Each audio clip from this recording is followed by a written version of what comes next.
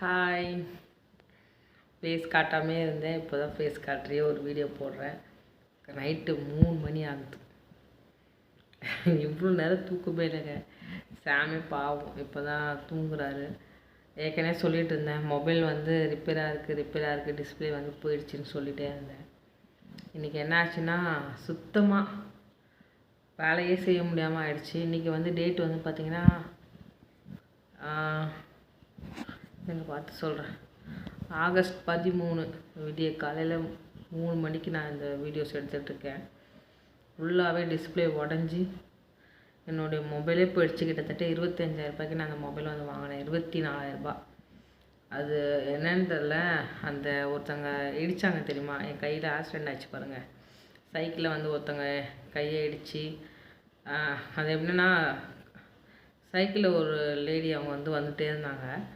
நான் என்ன பண்ணிட்டு இருந்தேன்னா, நம்ம நேபாளி பசங்களெல்லாம் ஆட்டோவில் வந்து ஏற்றிட்டு விபிஎஸ்க்கு நாங்கள் வந்து போகணும்.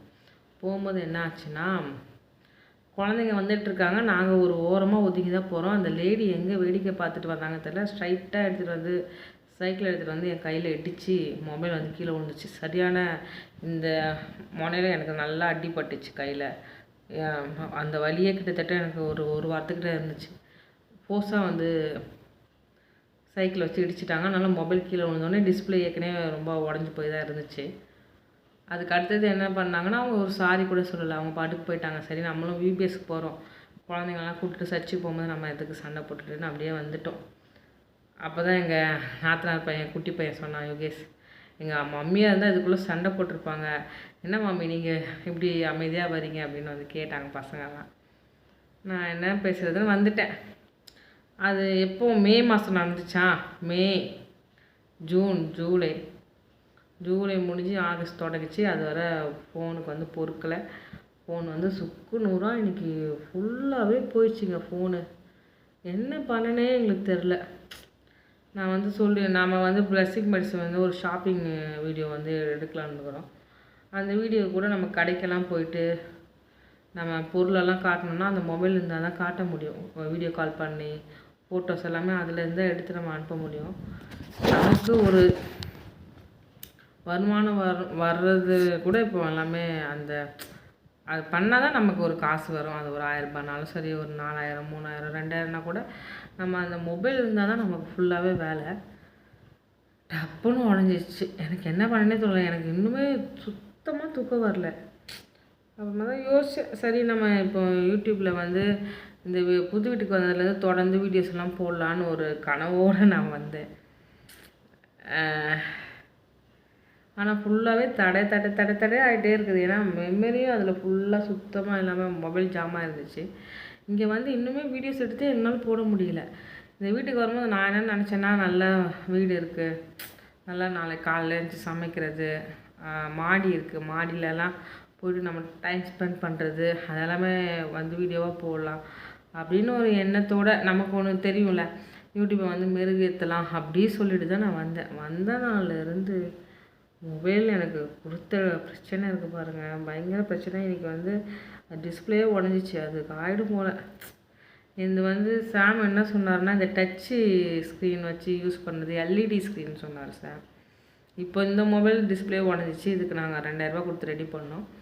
என்னுடைய டிஸ்பிளேலாம் ரெடி பண்ண 3000 ரூபா ஆகிடுமாமே. அது அந்த மொபைலோடைய டிஸ்பிளே வந்து இப்போ என்னுடைய மாடல், என் மொபைலோடைய மாடல் வந்து கிடையாது, அப்படியே ஸ்டாப் பண்ணிட்டாங்க. ஏன்னா அது வந்து பார்த்திங்கன்னா ரியல்மி 8 ப்ரோ, 9 ப்ரோலாம் வந்துச்சு. ஆனால் 8 ப்ரோ வந்து சூப்பராக இருக்கும்.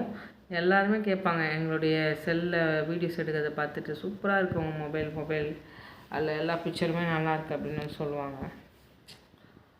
அது மாதிரி ஃபுல்லாக உடஞ்சிச்சிங்க. நான் என்ன பண்ணுறேன்னா, இன்றைக்கி என்ன கிழமை, வேலைக்கிழமை, மொபைல் எல்லாம் ரெடி பண்ணிவிட்டு நான் எப்போ வீடியோஸ் போடுவேன்னு தெரில. குருக்கிட்ட தான் கொஞ்சம் வீடியோஸ் எல்லாம் இருக்குது, வீடியோ அதெல்லாம் எடிட் பண்ணி போடணுன்ட்டு நாளைக்கு ஃபைல் அனுப்புன்னு சொல்லிட்டு வந்தோம் நாங்கள் குருக்கிட்ட, தம்பிக்கிட்ட.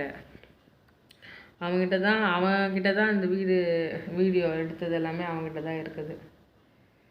ஐயோ, ரொம்ப நெஞ்சு வலிங்க. நெஞ்சு வலி கொஞ்சம் நேரம் இல்லாமல் இருந்துச்சு, எனக்கு சரியான நெஞ்சு வலிக்க ஆரம்பிச்சிச்சு. இப்போ சீரகம் வாயில் போட்டுட்டு தண்ணி குடிச்சிட்டு வந்து தான் இப்போ நான் வீடியோ எடுத்துகிட்ருக்கேன். இப்போது நெஞ்சு வலிக்கு சீரக தண்ணி சூடு பண்ணி குடித்தா தான் அடம்பு போல். இது மாதிரி தான் சொதப்பல், சரியான சொதப்பல். சரி, இந்த மொபைல் தான் இருக்குது. சாம் காலைல வேலைக்கு போயிட்டாருன்னா வீடியோஸ் வந்து எடுத்து ஷேர் பண்ண முடியாது. அதனால தான் சரி இந்த கேமரா நல்லா இல்லைனா கூட வந்து போடலாம் அப்படின்ட்டு.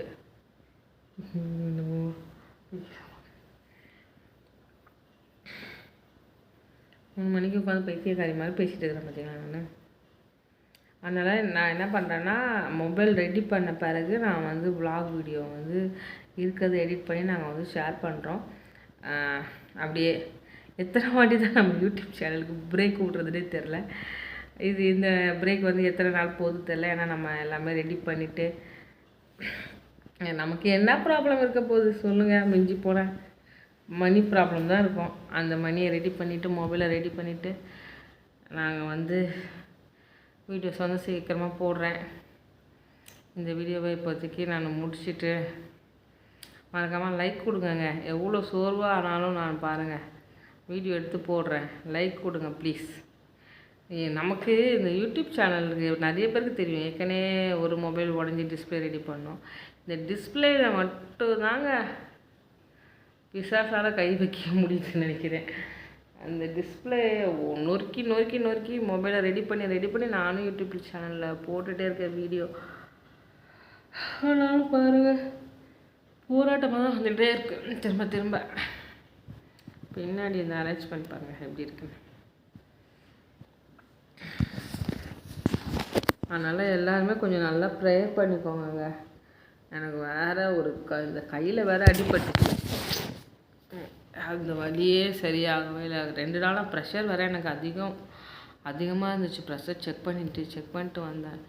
இப்போ அந்த ப்ரெஷரோடு சேர்த்து இப்போ நெஞ்சு வலி தான் வந்து அது மிச்சம். எல்லாம் சரி, எதுக்கோ ஒன்று நடக்குது. நானே சொல்லிக்கிட்டேன், யோபெல்லாம் எப்படி அவர் எல்லா விஷயத்தையும் யோபு தான் வாழ்க்கையில் எல்லாமே இழந்தார். இது ஒரு மொபைல் தானே, இழந்துட்டு போகிறோம் அப்படி தான் தோணுச்சு. சாம்கிட்ட சொன்னேன், ரெடி பண்ணலன்னா கூட பரவாயில்லங்க விடுங்க அப்படி சொன்னேன். ஆனால் இப்போ என்னென்னா நம்ம எடுத்துருக்கிற ஆர்டருக்கு நம்ம வீடியோ கால் மூலமாக தான் அந்த ஃபோட்டோஸ் எடுத்து தான் அனுப்பி நம்ம இது பண்ண முடியும். சீக்கிரமாக ஏஸ்பா நமக்கு ஒரு தயவு கிருபை செஞ்சால் துணி கலக்குதான். இங்கே பார்த்தீங்கன்னா பேக்கில் இந்த சைடு என்னமோ நிற்கிற மாதிரி இருந்துச்சு துணி.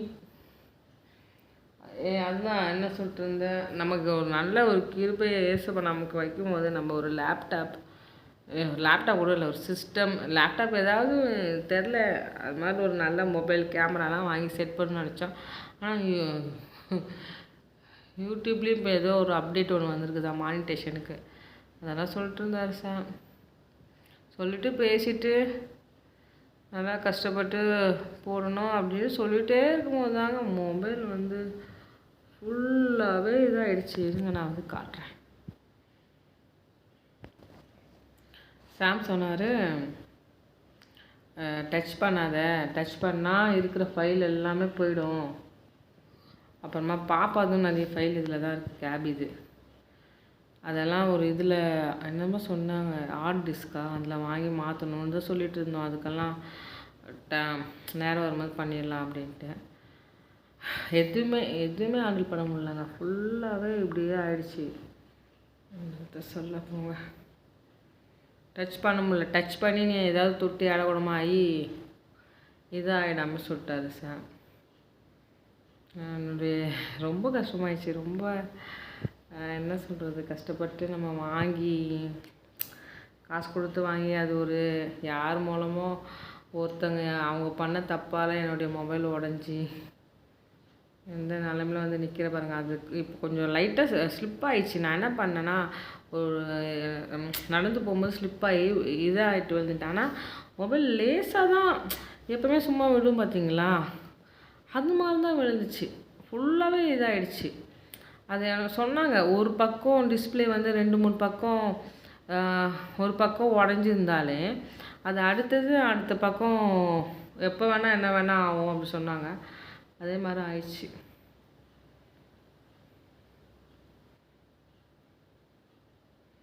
மெய்யாகவே அவர் நம்முடைய பாடுகளை ஏற்றுக்கொண்டு நம்முடைய துக்கங்களை சுமந்தார். அந்த வசனம் வருது ஏசாயா 53:4. கூகுள் வசனம். நம்மளுடைய துக்கங்களை ஆண்டவர் தாங்க சுமந்துக்க முடியும். ஏசப்பா தான் நமக்கு அது ஆறுதலை தருவாங்க. நான் சரி ஓகே, நான் என்ன பண்ணுறேன்னா திரும்பி கொஞ்ச நாள் பிரேக் எடுத்துகிட்டு வீடியோஸ் வந்து எப்போ போடுறேனே எனக்கே தெரில. நான் வந்து வீடியோஸ் வந்து போடுறேங்க. மொபைல் ரெடி ஆன பிறகு மென்டலியாக என்ன சொல்கிறது, நம்ம ஒன்று நினைக்கிறோம், அது ஒன்று நடக்குது. ஆனாலும் எது நடந்தாலும் அது காலத்தில் அவர் நேர்த்தியாக செய்து முடிப்பார். ஏசப்பா என்ன திட்டம் என்ன இது வச்சுருக்காங்கன்னு நமக்கும் தெரியாது. அதனால் பொறுமையாக போவோம். இந்த யூடியூப்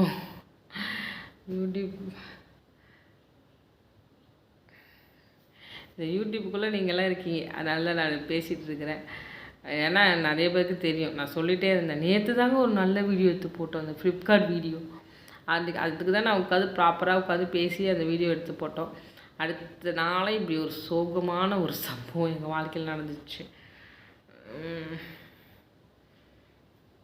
சரி ஓகேங்க, எல்லோரும் ப்ரேயர் பண்ணிக்கோங்க. என்னுடைய ஹெல்த் இஷ்யூக்காக ஜெபம் பண்ணிக்கோங்க. எங்களுடைய நெருக்கடிக்காக ஜெபம் பண்ணிக்கோங்க. இந்த மொபைல் இப்போ நம்ம ரெடி பண்ணோம், அதுக்காகவும் ஜெபம் பண்ணிக்கோங்க. இதெல்லாம் நான் சரி பண்ணிவிட்டு உங்களை வந்து நெக்ஸ்ட் வீக்கில் வந்து பார்ப்பேன்னு நினைக்கிறேன். ஏன்னா எப்போ மொபைல் ரெடி பண்ண போகிறோன்னு எனக்கே தெரில. சாம் தான் முடிவு எடுக்கணும். நிறைய நம்ம இப்போ அந்த வீடு காலி பண்ணிட்டு வந்தோம்ல, அதுக்கு வேறு பெயிண்டிங் வேறு பண்ணணும் நாங்கள். அதனால் நிறைய கமிட்மெண்ட் நமக்கு இருக்கிறதுனால நம்மளால் இதுலேருந்து அதுலேருந்து எடுத்து நம்ம எதுவுமே நம்ம பண்ண முடியாத சூழ்நிலை மாட்டிக்கிட்டோம் பயங்கரமாக. அதனால தான் சரின்ட்டு இப்போ அந்த மொபைலை நான் ரெடி பண்ணலைன்னா கூட பரவாயில்ல, ஒரு 10 நாள் கூட போட்டுங்க, விடுங்க, டென்ஷனை விட்டுருங்க அப்படி சொன்னேன். சாம் எனக்கு உட்காந்து ஆறுதல் படுத்திட்டு இருந்தார். விடு குளோரிமா, அதெல்லாம் ஒன்றும் இல்லை, எது நடந்தாலும் நன்மைக்கே ஏசப்பா நமக்கு செய்வார் அப்படின்னு சொன்னார். பாய்ங்க. நான் வந்து எல்லாம் நல்ல மொபைல் ரெடி பண்ணிவிட்டு டிஸ்பிளே எல்லாம் மாற்றிட்டு அப்புறமா நான் வந்து பார்க்குறேன். Okay bye, miss you.